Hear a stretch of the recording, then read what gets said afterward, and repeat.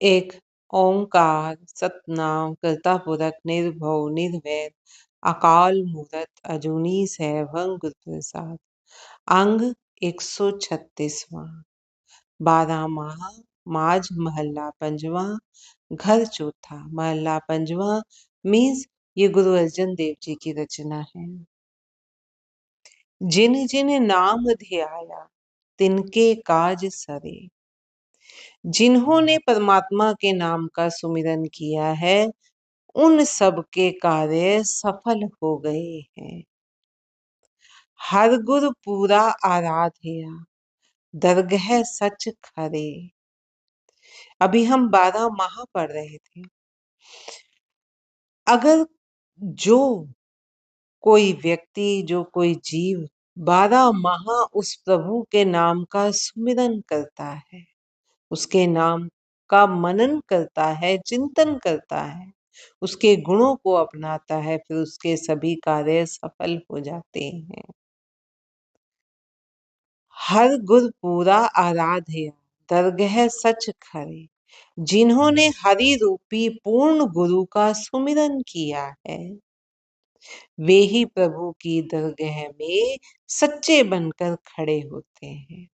पूर्ण गुरु जो पूर्ण है, जो प्रभु का रूप हो गया है, जिसके अंदर प्रभु के गुण बसते हैं, सभी गुण बसते हैं, जिसके अंदर विकार नहीं है, जिसके अंदर माया का प्रभाव नहीं है, जो पूर्ण है।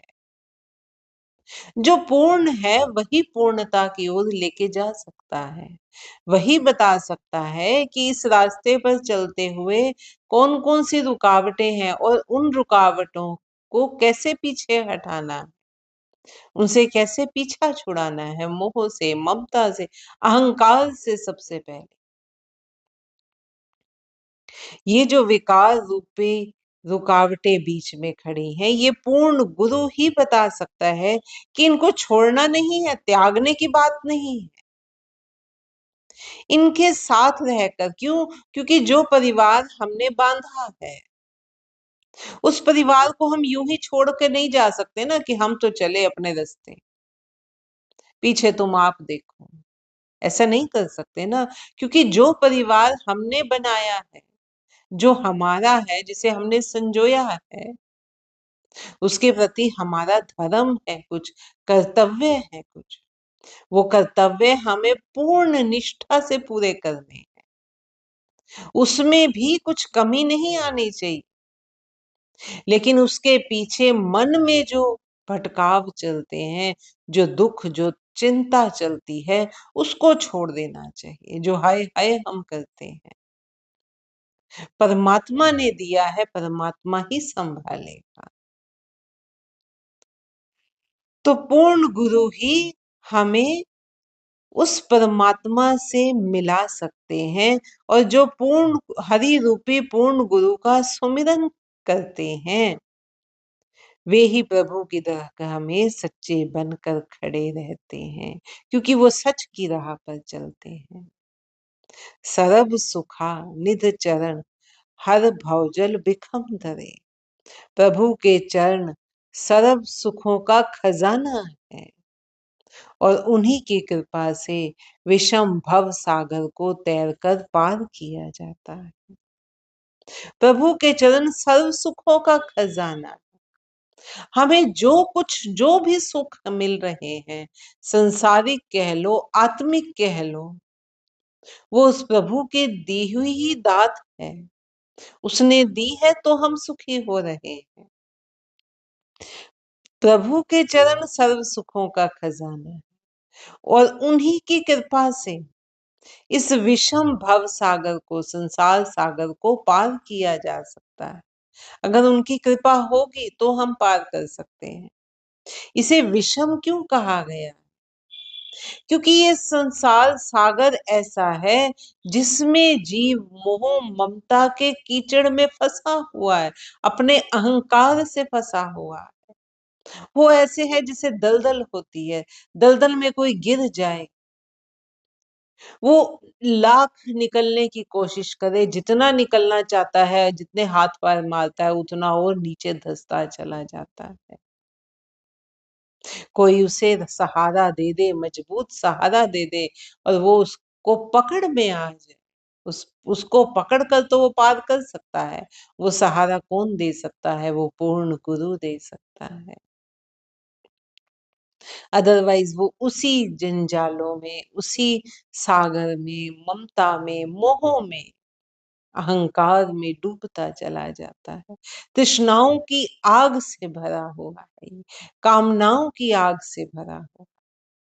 और ये आग, इसको आग क्यों कहा जा रहा है तृष्णा को?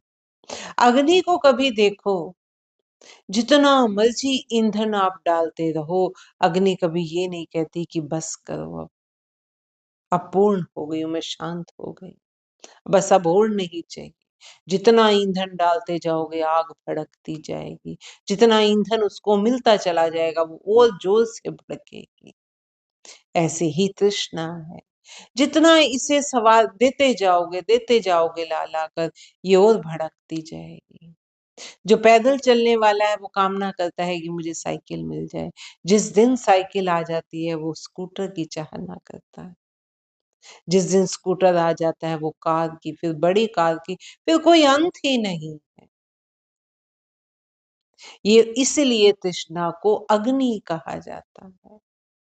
तो ये तृष्णाओं से, मोहों से भरा हुआ है, इसको पार करना बड़ा विषम कार्य है, इसीलिए इसे विषम भव सागर कहा जाता है।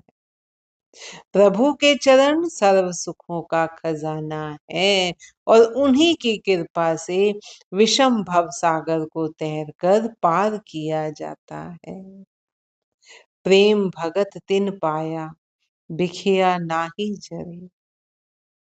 पार जाने वालों ने ही प्रभु प्रेम की भक्ति प्राप्त की होती है, जो इससे पार हो जाते हैं।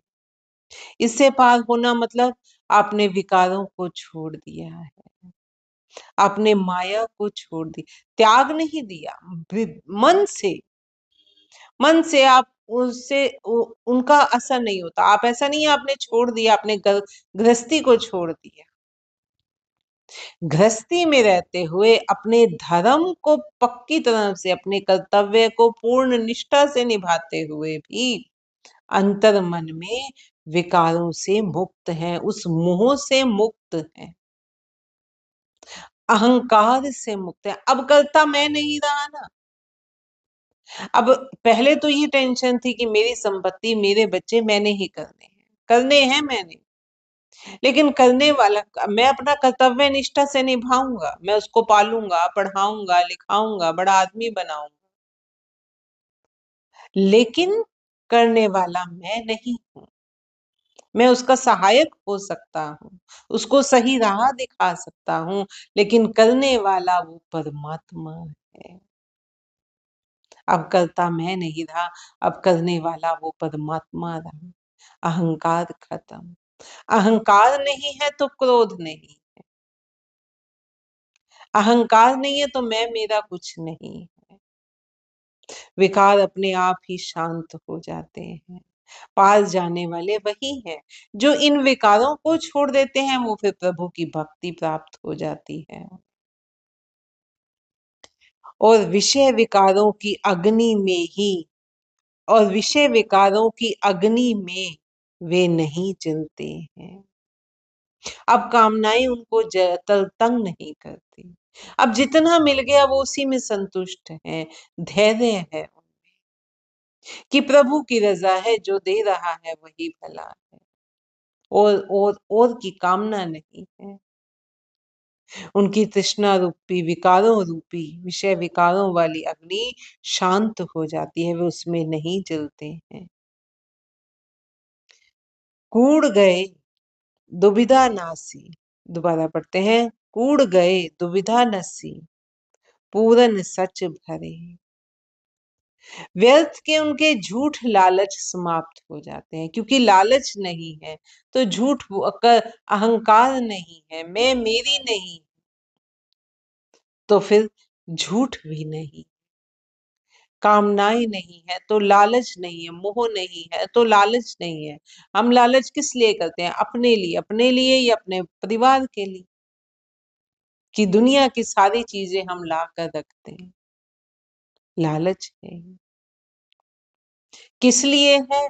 क्योंकि लोभ मोह है, ममता है, कि मुझे अपने बच्चों को अच्छी से अच्छी चीज देनी है। इसमें लालच क्या है? उसी मोह में, झूठे लालच में फंसे रहते हैं। झूठा क्यों है? क्योंकि इनमें से कुछ भी हमारे साथ नहीं जाना, हमारे क्या किसी के साथ भी नहीं जाना। जैसे आए थे वैसे ही जाना है, नंगे आए थे नंगे ही जाना है।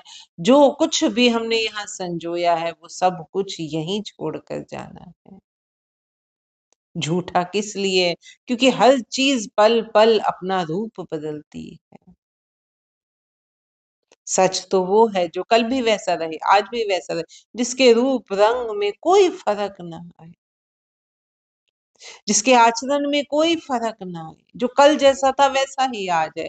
लेकिन सृष्टि की कोई भी चीज ऐसी नहीं है जो जैसी कल थी वैसी ही आज है, क्योंकि हर चीज में टूट फूट होती है, निरंतर होती है। दिखाई नहीं दे वो बात अलग है, हमारे शरीर के हर सेल में भी टूट फूट होती है। तो व्यर्थ के उनके झूठे लालच समाप्त हो जाते हैं और उनके मन की दुविधा भाग जाती है। दुविधा कौन सी?